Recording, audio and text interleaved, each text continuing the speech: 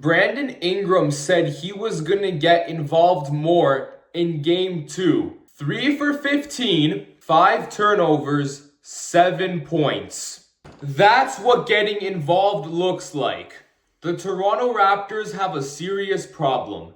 A Brandon Ingram problem. All season, this guy was putting up 21.5 points a night, 48.5% shooting from the field. The Raptors looked good to close out the season, eventually clinching the 5th seed in the Eastern Conference. And Ingram played a large part towards that. Raptors fans were looking forward to the playoffs. It looked like the rebuild had finally worked. Unfortunately, the playoffs began. Throughout 2 playoff games, Ingram has averaged 12 points a game, shooting 33% from the field and 25% from 3. That's not good numbers for the guy who you're paying to be a co-star alongside Scottie Barnes. And let's be real about what the investment actually looks like. The Raptors didn't just trade for Brandon Ingram last deadline and give him the contract extension just so they can fill a roster spot up. No, they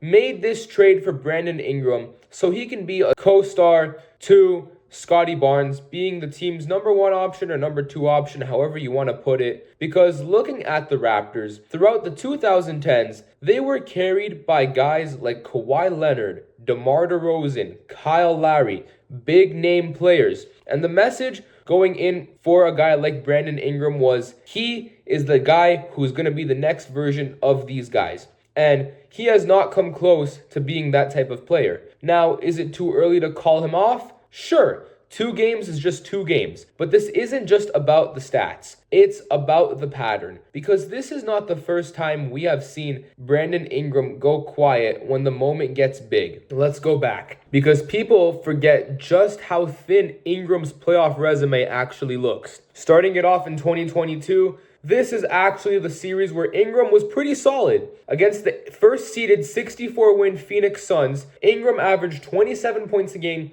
6 rebounds, 6 assists. That's elite numbers right there. That's what the Raptors thought they could probably get in Toronto. But here's the thing. Although the Suns did win that series, that was still Ingram's best playoff performance yet. You're just playing a 64-win Phoenix Suns team. Nothing to worry about. 2024, that's where Ingram's playoff repetition did not look great. Against the Thunder in the first round, Ingram struggled poorly.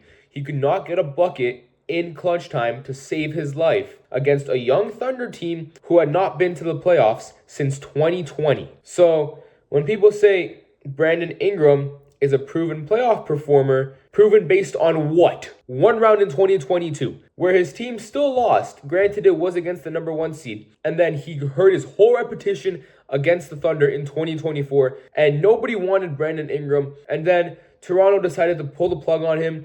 So this could possibly be like a new team, new opportunity, new country. And in 2 playoff games, Ingram, awful. But now we get to the real situation, the real problem, the Dean Wade problem. That's not a negative thing on Dean Wade whatsoever. The real problem is Brandon Ingram has struggled against Dean Wade, who is the Cleveland Cavaliers' backup small forward. That's not good. You can't struggle against a backup guy. Out of the 17 points Ingram dropped in game 1, 2 points came against Dean Wade. 2 points, your franchise all-star is scoring in a playoff game against a backup. Game 2, it gets worse. 3 for 15, and in the second half, Darko is using Brandon Ingram off the ball, and he is using him as a screener. You're paying a guy $200 million to just set screens. That's awful. Okay, and after game 3, the Raptors got their first win of the series, winning 126-104. At least they were not going to get swept. And let's look at how Raptors fans feel and how the game really went. I know Raptors fans feel good. Scottie Barnes, 33 points. RJ Barrett, 33 points. Brandon Ingram, he still kind of struggled in this game. 12 points in 29 minutes. But that's okay. The team still won.